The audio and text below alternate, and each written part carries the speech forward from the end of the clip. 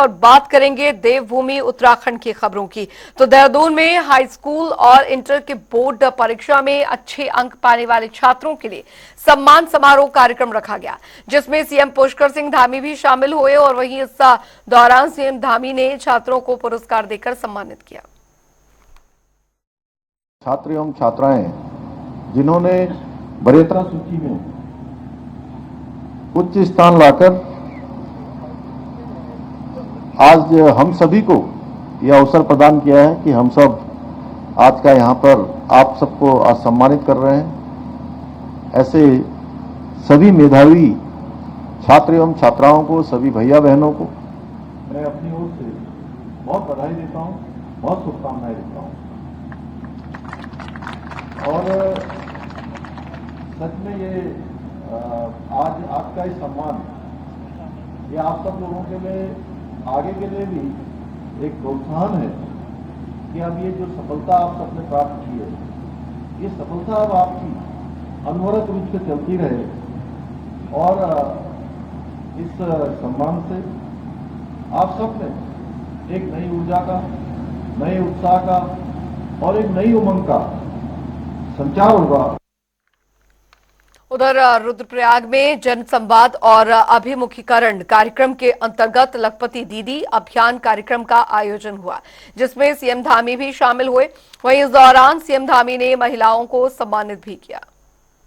करते हुए हमारी सरकार आदरणीय प्रधानमंत्री मोदी जी के मार्गदर्शन में लगातार कृत संकल्पित होकर काम कर रही है और आज यहां पर आप सबके बीच में यहां मंच पर आने से पहले आज 141 योजनाओं का यहां पर शिलान्यास हुआ है और लोकार्पण हुआ है।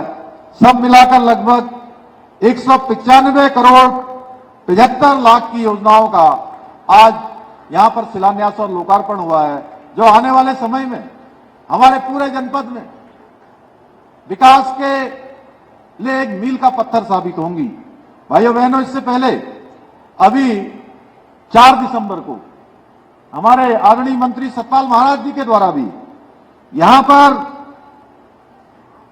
28 करोड़ से भी अधिक की अनेक योजनाओं का लोकार्पण और उधर मूल निवास भू कानून समन्वय संघर्ष समिति के संयोजक मोहित डिमरी ने पूर्व मुख्यमंत्री हरीश रावत के हाथों सम्मान नहीं लिया। बता दें कि प्रदेश में इन दिनों मूल निवास भू कानून समन्वय संघर्ष समिति के बैनर तले भू कानून और मूल निवास की मांग और भी तेज हो गई है। ऐसे में समिति के संयोजक के इस कदम के बाद चर्चाओं के बाजार गर्म हो गए हैं। ये तस्वीरें हम आपको दिखा रहे हैं, जिस दौरान ये सम्मान दरअसल उन्होंने ग्रहण नहीं किया। मोहित डिमरी ने ये सम्मान पूर्व मुख्यमंत्री हरीश रावत के हाथों नहीं लिया।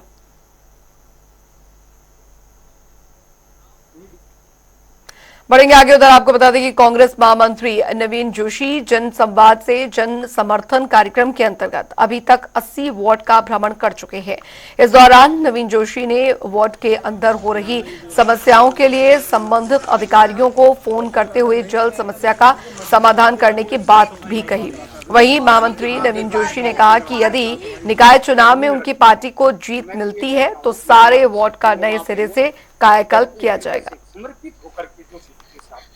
ऐसे जुड़ जाओ। उधर हल्द्वानी में रिंग रोड को लेकर प्रशासन और लोक निर्माण विभाग ने संयुक्त रूप से प्रेस कॉन्फ्रेंस करते हुए लोगों की ओर से किए जा रहे विरोध के बाद अपनी स्थिति को स्पष्ट किया है। दरअसल उपजिलाधिकारी अपरितोष वर्मा और पीडब्ल्यूडी के अधिशासी अभियंता अशोक कुमार ने बताया कि हल्द्वानी में 4 फेज में बनने जा रही रिंग रोड का सर्वे किया गया, जिसमें लोगों से आपत्तियां मांगी गई थी, जिसमें कि 181 आपत्ति दर्ज की गई है। जिसके बाद लगातार हो रहे विरोध को देखते हुए जिलाधिकारी के निर्देश पर 45 मीटर चौड़ाई वाली सड़क अब 30 मीटर की चौड़ाई के आधार पर बनाई जाने के बारे में विचार किया जा रहा है।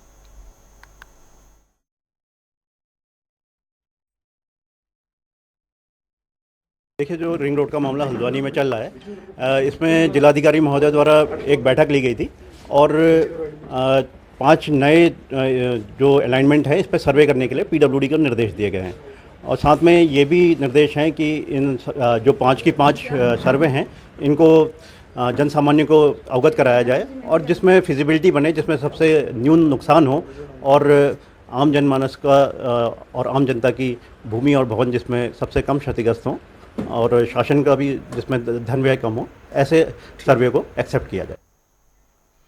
उधर आपको बता दें कि हल्द्वानी में महिला सुरक्षा को लेकर लगातार अभियान चलाया जा रहा है। वहीं इस पर जानकारी देते हुए आईटीआई की अपर निदेशक ऋचा सिंह ने बताया, पिछले 1 महीने से लगातार महिलाओं की सुरक्षा को लेकर कार्यशालाओं को संचालित किया जा रहा है और हमारा प्रयास महिलाओं के लिए सुरक्षित माहौल बनाना है।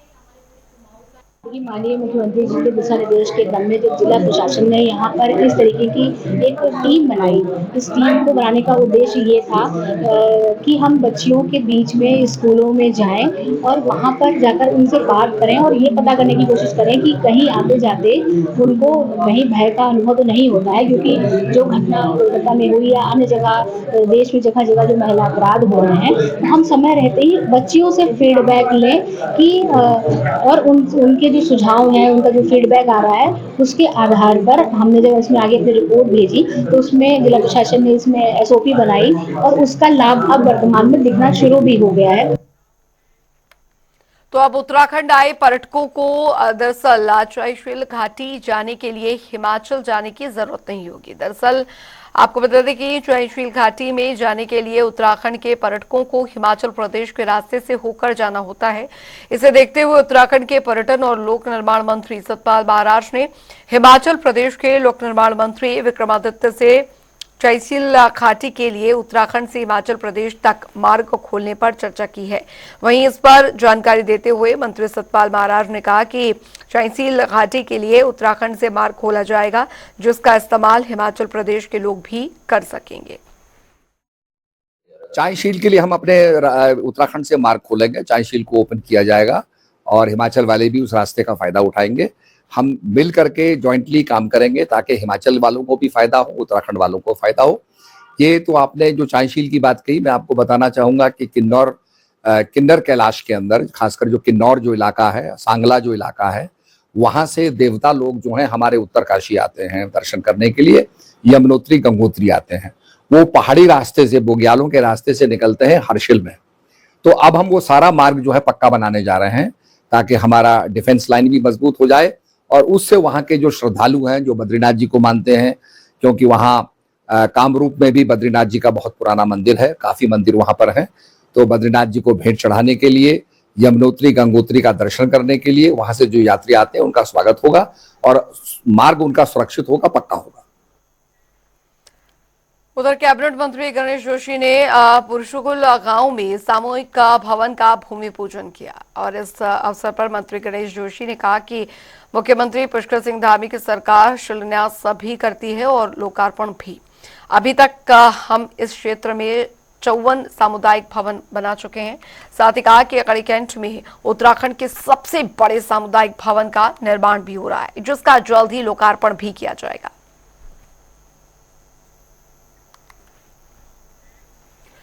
उधर उत्तराखंड निकाय चुनावों के लिए बनी प्रवर समिति की विधानसभा में बैठक हुई है, जिस पर की जानकारी देते हुए शहरी विकास मंत्री प्रेमचंद अग्रवाल ने बताया कि निकाय चुनावों के लिए सरकार पूरी तरह तैयार है। आने वाले निकाय चुनाव 2011 में हुई जनगणना के आधार पर होंगे।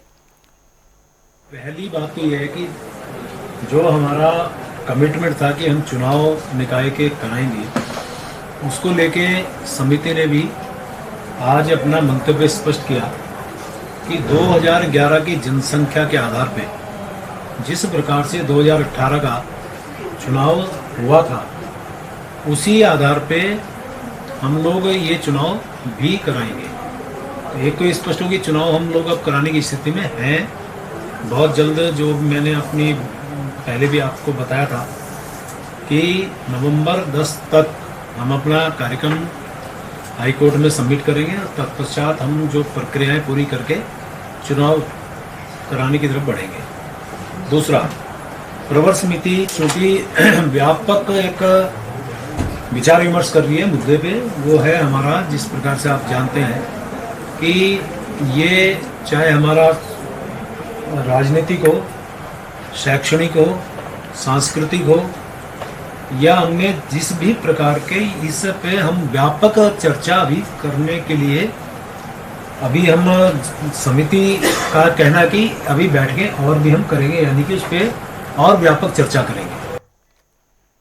वहीं इसको लेकर कांग्रेस महामंत्री नवीन जोशी ने कहा कि जब चुनाव 2011 की मतगणना के आधार पर ही कराना है तो फिर चुनाव कराने में विलंब क्यों किया जा रहा है। सरकार कुछ समय और मांग रही है, जनता पहले ही कई परेशानियों से जूझ रही है, ऐसे में आखिर और कितना समय लगेगा।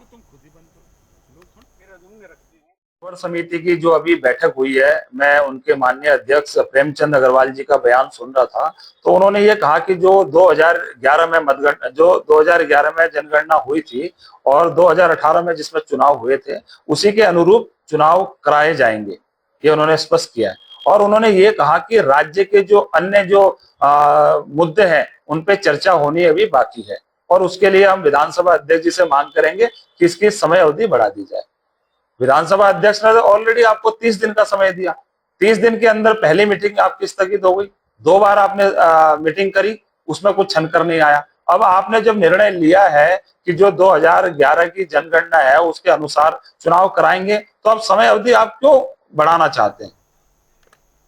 तो धामी सरकार की ओर से भू कानून लाने के फैसले के बाद अब प्रदेश में राजनीति गरमा गई है। वहीं इसको लेकर कांग्रेस की ओर से धामी सरकार की मंशा पर लगातार सवाल खड़े किए जा रहे हैं। कांग्रेस ने कहा कि जो भू कानून प्रदेश में कांग्रेस लेकर आई थी, उस भू कानून को इसी रूप में लागू करके बीजेपी को अपनी मंशा स्पष्ट करनी चाहिए थी, लेकिन धामी सरकार लोगों को धोखा देने का काम कर रही है। कोई भी कानून को पारित करने के लिए बकायदा विधानसभा पटल पर रखा जाता है। नारायण दत्त तिवारी जी का हमें वो काला इतिहास नहीं भूलना चाहिए जिसमें उन्होंने आंदोलनकारियों के साथ एक छल किया था, आरक्षण देने के नाम पर उनको मुंह जवानी आदेश दे दिया था कि हम आपको आरक्षण देते, और कितने छात्रों का भविष्य अंधेरे में चला गया था। वो काला अध्याय अपना इनको नहीं भूलना चाहिए। उसी प्रकार का कोई भी कार्य हमारी भाजपा सरकार करने में एकदम भी राजी नहीं होती है। हम कोई भी अगर फैसला लाते तो उसको विधानसभा की पटल पर रखते हैं, उसकी बारीकियों को समझते हैं, उसकी बारीकियों को समझने के बाद धरातल पर उतारते हैं। और एक बात मैं कांग्रेसियों से पूछना चाहूंगी कि 2001 से 3 तक जब इनकी सरकार रही थी, उसके पहले उत्तराखंड की नींव पड़ रही थी। उत्तराखंड की नींव पड़ते ही आप थे सत्ता में। आपको अगर इतनी ज्यादा चिंता होती तो आप उस समय इस प्रकार का कठोर निर्णय लेकर अवश्य आते। लेकिन सबसे ज्यादा जो खरीद फरोख्त का खुली चोरी हुई वो आपकी सत्ता के दौरान हुई। और अब उस चोरी को खत्म करने के लिए जिस प्रकार से हमारे यशस्वी मुख्यमंत्री श्री पुष्कर सिंह धामी जी ने एक फैसला लिया है कि 250 वर्ग मीटर से ज्यादा जगह अगर आपने ज्यादा जमीन अगर आपने अपने रिश्तेदार और सगे संबंधियों के तहत के नाम से ली है तो वो सरकार के हवाले कर दी जाएगी। तो उधर आपको बता दें कि विशेष सचिव खेल अभिनव सिन्हा हल्द्वानी पहुंचे, जहां पर उन्होंने गोलापार स्थित अंतर्राष्ट्रीय स्टेडियम का स्थलीय निरीक्षण किया। इस दौरान गोला नदी से हुए कटाव और सुरक्षा कार्यों का निरीक्षण करते हुए उन्होंने खेल विभाग के अधिकारियों से भी बातचीत की। उन्होंने बताया कि पिछले दिनों आई भारी बरसात की वजह से अंतर्राष्ट्रीय स्टेडियम की सीमावर्ती क्षेत्रों में भारी नुकसान हुआ है, इसलिए सुरक्षात्मक काम किए जाने की परमिशन का इंतजार किया जा रहा है। जैसे ही परमिशन मिलेगी, बड़े स्तर पर सुरक्षात्मक कार्य किए जाएंगे। स्टेडियम की बता दो, जो कटान हो रहा है उसको लेके इरिगेशन ने जो प्लान बनाया है, वो प्लान पे जैसे ही अप्रूवल आता है काम शुरू हो जाएगा। बरसातें खत्म हो गई, इसलिए हमें पूरी उम्मीद है कि भविष्य की अभी कटान होने में अभी समय है।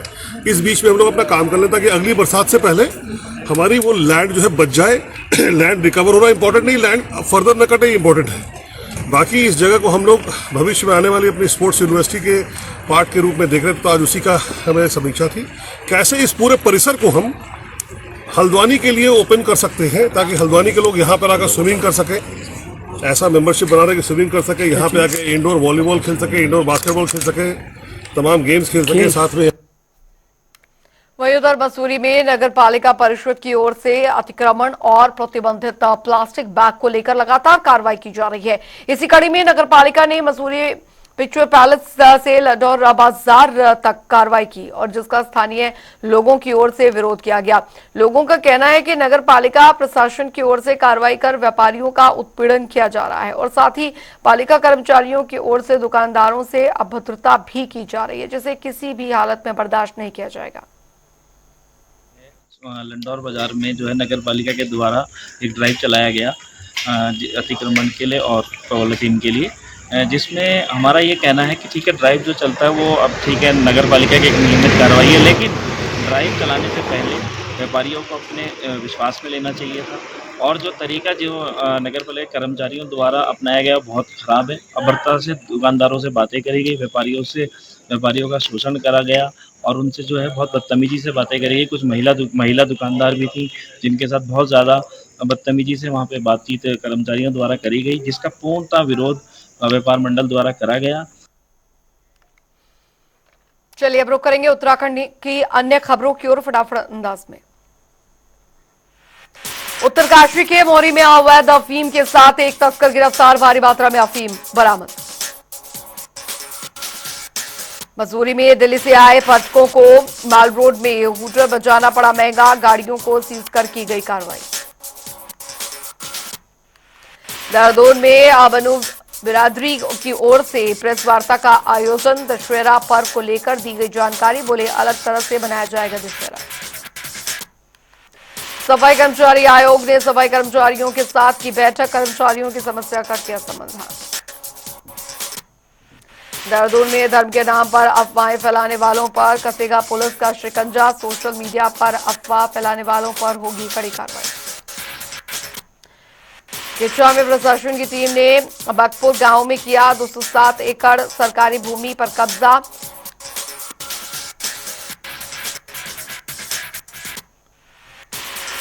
मसूरी में परिवहन विभाग के एनफोर्समेंट ऑफिसर का रिटेल स्कूटी संचालकों को लेकर सघन चेकिंग अभियान। हल्द्वानी के गौला पुल को यातायात के लिए जल्द किया जाएगा शुरू, एसडीएम ने गौला पुल पहुंचकर काम का लिया निरीक्षण, पैदल आवागमन खोलने के दिए निर्देश। यति नरसिंहानंद के खिलाफ मुस्लिम समुदाय के लोगों ने जताया विरोध, प्रशासन को ज्ञापन देकर की गिरफ्तारी की मांग। देहरादून में नशीला पदार्थ फैलाकर युवती से गैंगरेप का मामला आया सामने, पुलिस ने 2 आरोपियों को किया गिरफ्तार। रुड़की में युवा की संदिग्ध परिस्थितियों में मौत, परिजनों ने जताई हत्या की आशंका, पुलिस ने कराया पोस्टमार्टम। विकासनगर में अवैध गांजे के साथ महिला तस्कर गिरफ्तार, 2 किलो 330 ग्राम अवैध गांजा बरामद। हल्द्वानी में रोडवेज बस ने पत्नी को मारी टक्कर, गंभीर रूप से घायल। मसूरी में एमडीडीए ने अवैध निर्माण को किया सील, कहा किसी भी तरह का अवैध निर्माण नहीं किया जाएगा बर्दाश्त। हरिद्वार में माहौल बिगाड़ने की कोशिश पर पुलिस की कार्रवाई, मामले में 4 मुकदमे किए गए दर्ज।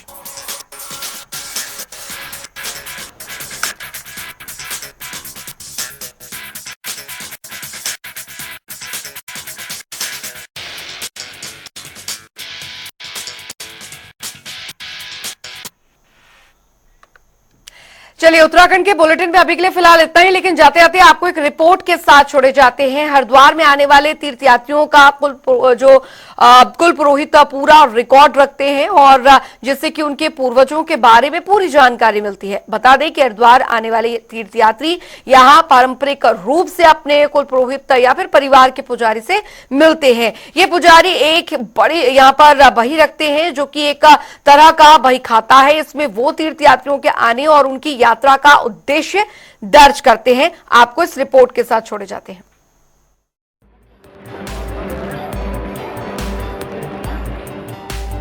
हरिद्वार आने वाले तीर्थयात्री यहाँ पारंपरिक रूप से अपने कुल पुरोहित या परिवार के पुजारी से मिलते हैं। ये पुजारी एक बही रखते हैं जो एक तरह का बही खाता है। इसमें वो तीर्थयात्रियों के आने और उनकी यात्रा का उद्देश्य दर्ज करते हैं। देखिए, सामाजिक रूप से, धार्मिक रूप से इसका अति प्राचीन महत्व है। इसके बिना पहले तो कोई यात्रा ही पूरी नहीं मानी जाती थी जब तक वो अपने कुल पुरोहित की बही में नाम दर्ज ना कराए, तब तक क्या पता कि वो कौन है, क्योंकि पुरोहित की पहचान हमारे रिकॉर्ड से ही है। ब्राह्मण तो हरिद्वार में मान लिया जाए 2,500 हैं, सब ब्राह्मण हैं, किसी से भी आप पूजा करा सकते हैं, किसी को भी नमन कर सकते हैं, किसी का भी सम्मान कर सकते हैं, किंतु आपके बुजुर्ग कहाँ आए, आपका इतिहास कहाँ है, ये सिर्फ और सिर्फ आपका कुल पुरोहित ही बता सकता है। कुल पुरोहितों के इन बही खातों में तीर्थयात्रियों के पूर्वजों के नाम लिखे होते हैं, जो यहाँ अक्सर पूजा पाठ या दर्शन करने आते हैं।